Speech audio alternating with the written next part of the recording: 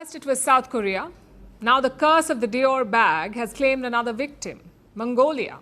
This is a country in East Asia. It is sandwiched between China and Russia. And now it has been thrown into a political crisis, a crisis sparked by the Prime Minister's son and his girlfriend. They posted pictures on social media showing off their lavish lifestyle, their holidays, their luxury cars and their designer bags, including, of course, a Dior bag. And this angered the public. People in Mongolia are battling a cost of living crisis. So for weeks, they've taken to the streets, they've protested, and finally they have forced the Prime Minister to resign. Here's a report.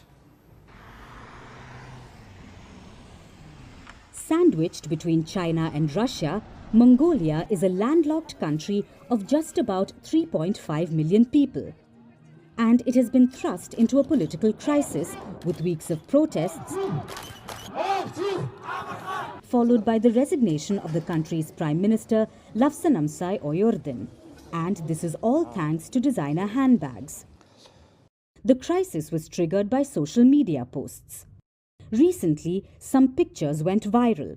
They showed the Prime Minister's 23-year-old son's lavish engagement, a fancy proposal, an expensive ring, luxury cars and designer handbags. Specifically, a Dior handbag, which Oyun-Erdene's son and the son's girlfriend flaunted on social media. And you can guess what happened next. Suspicion grew. People wondered how the son got so wealthy. After all, Oyun-Erdene has often spoken about being from a not-so-wealthy family. So people questioned how his family could afford such luxury. This sparked an anti-corruption investigation and weeks of mass protests. It is unfair that the Prime Minister's son and his girlfriend possess a lavish lifestyle, while I'm buying my bag from a thrift shop. This is a lot like what happened in South Korea. Last year, hidden camera footage showed South Korea's First Lady Kim Kyon-hee accepting a $2,200 luxury designer handbag, a Dior handbag. This led to a major controversy dubbed the Dior bag scandal. It caused a political headache for the now ousted president Yoon Suk-yeol. And today, the country has voted for its new president.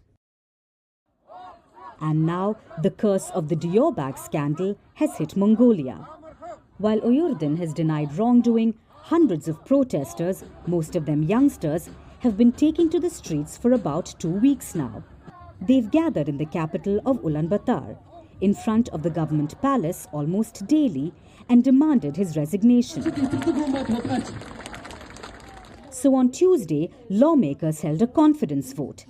It was a secret ballot of the parliament's 126 members, and Oyun-Erdene needed the support of at least 64. But out of the 88 lawmakers who took part, only 44 voted for him. So he has lost the confidence vote and stepped down as Prime Minister. Celebrations have now broken out on the streets. The youth see this as a victory.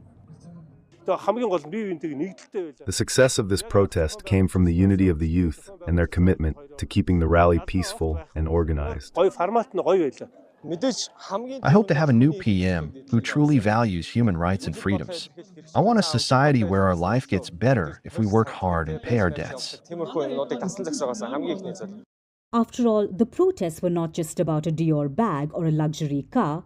They were symptomatic of a disconnect between the ruling elite and the common people. For decades now, Mongolia has struggled with corruption. In 2022, protests erupted over a corruption scandal involving the alleged theft of about $13 billion worth of coal. Last year, the United States sought to forfeit 2 apartments in New York bought by former Prime Minister Sukhbatir Batbold. They were allegedly bought using stolen mining funds. Mongolia has seen worsening corruption since Oyun-Erdene came into power. Last year, the country ranked 114 out of 180 countries in terms of government transparency. In recent months, other issues have piled up as well. The cost of living has skyrocketed. Inflation is soaring. Pollution is choking the capital, which is home to half the country's population. And amid this, the Prime Minister's son shows off his lavish lifestyle.